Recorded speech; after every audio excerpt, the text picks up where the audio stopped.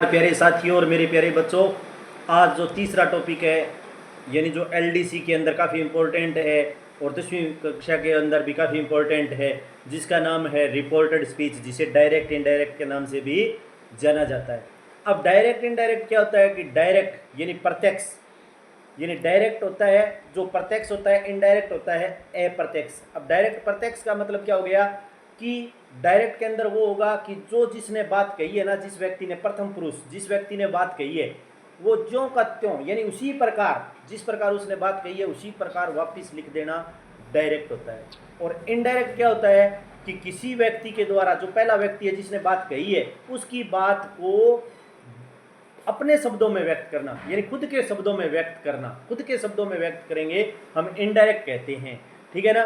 तो डायरेक्ट, वो इनडायरेक्ट और डायरेक्ट में यही डिफरेंस है।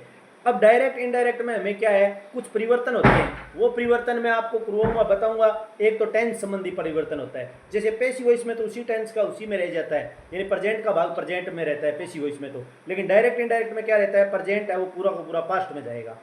ठीक है ना। प्रेजेंट का जितनी भी सही क्रिया होगी वो कौन से में जाएगा, पास्ट में जाएगी। और पास्ट के भाग है ना, वो पास्ट का पास्ट में ही रह जाएगा। ठीक है ना। और फ्यूचर में मॉडल चेंज हो जाएंगे। ठीक है ना। प्रेजेंट के जितने भी सही क्रिया है वो पास्ट में जाएगी डायरेक्ट इनडायरेक्ट में। ये रूल याद रख लेना, ये मैं करवाऊंगा बोर्ड पर, तब पता लगेगा। ठीक है ना। और एक होता है प्रोनाउन संबंधी परिवर्तन होता है दूसरा इसमें, यानी प्रोनाउन का मतलब हो गया सर्वनाम परिवर्तन। जैसे हमने पेसिव वॉइस में आई को मी में बदला था, इसमें सब्जेक्टिव, ऑब्जेक्टिव और पॉजिटिव और रिफ्लेक्सिव तीन फॉर्मों, चार फॉर्मों में चेंज होगा। ये चार फॉर्मों में बदला जाएगा। जैसे उदाहरण के लिए मैं आपको बता दूं, आई, माई, मी, माई सेल्फ, इस प्रकार। ठीक है ना।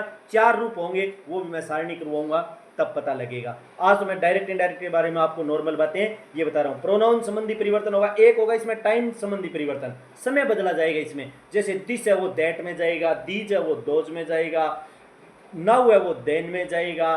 ठीक है ना। इस प्रकार टू नाइट है वो दैट नाइट में जाएगा, यस्टरडे है वो द प्रीवियस डे के अंदर बदला जाएगा। इस प्रकार डायरेक्ट इनडायरेक्ट में क्या होगा, बदला जाएगा, वो भी सारणी में बताऊंगा। इसमें काफी परिवर्तन होता है डायरेक्ट इनडायरेक्ट में, कई चीजों का परिवर्तन होता है। जैसे जैसे हम समझेंगे ना, तो हमें खुद ऑटोमेटिक ध्यान लग जाएगा कि डायरेक्ट इनडायरेक्ट है वो किस प्रकार हमें याद करना है। अब मैं कुछ चीजें हैं जो आपको बोर्ड के ऊपर बता रहा हूं, जो चीजें मैंने आपको नॉर्मल तरीके से समझाना, आज सिर्फ समझाने की बातें बता रहा हूं मैं, क्या क्या चीजें आपको ध्यान में रखनी है। जैसे ये चीजें देखो, रिपोर्टेड स्पीच, रिपोर्टेड स्पीच को हम डायरेक्ट इनडायरेक्ट के नाम से जानते हैं। रिपोर्टेड स्पीच को हम किसके नाम से जानते हैं, डायरेक्ट इनडायरेक्ट के नाम से जानते हैं। अब मैंने यही बताया था, डायरेक्ट नरेशन होता है और एक होता है इनडायरेक्ट नरेशन। डायरेक्ट नरेशन क्या होता है, बोलने वाले शब्दों को मतलब क्या है कि ज्यों का त्यों ही लिख देना, डायरेक्ट यानी डायरेक्ट नरेशन होता है। और इनडायरेक्ट नरेशन क्या होता है कि जो शब्द को कहेगा, यानी कहने वाले कथन को अपनी भाषा के अंदर चेंज कर देना, यानी अपने शब्दों में चेंज कर देना, वो क्या होगा, इनडायरेक्ट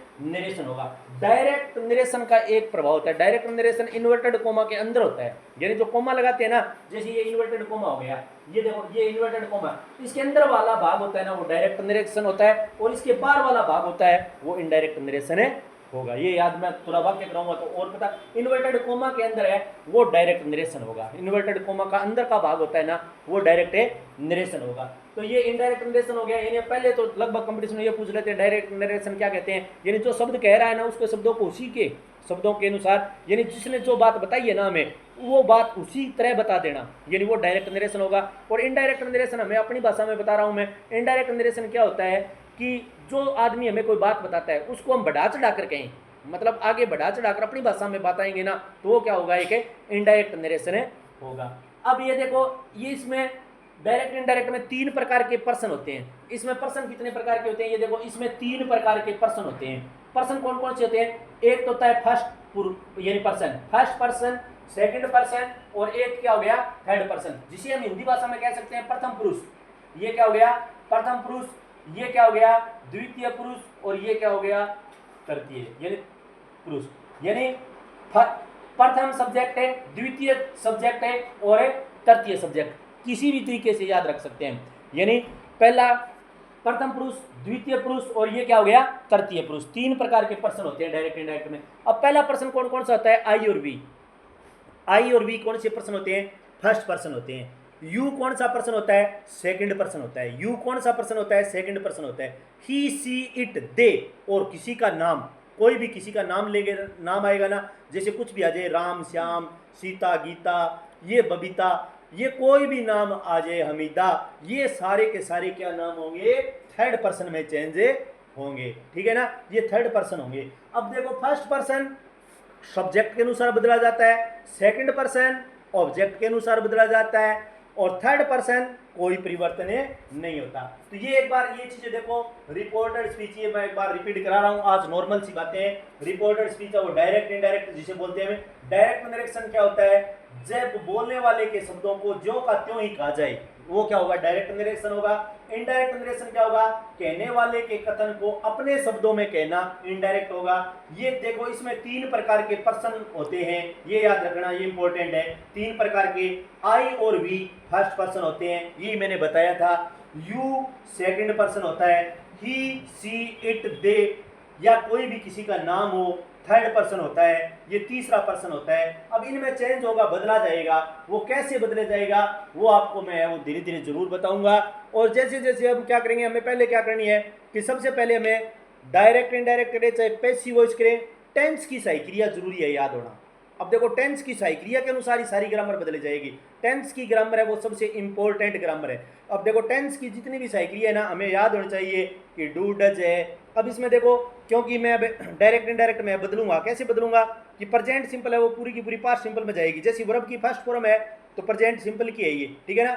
अगर वाक्य आएगा प्रेजेंट सिंपल में तो हमें पास्ट सिंपल में ले जाना है, तो वर्ब की फर्स्ट फॉर्म पास्ट सिंपल के साधारण वाक्य में जाएगी, सेकंड फॉर्म में जाएगी। फर्स्ट फॉर्म है वो किस में जाएगी, सेकंड फॉर्म में जाएगी।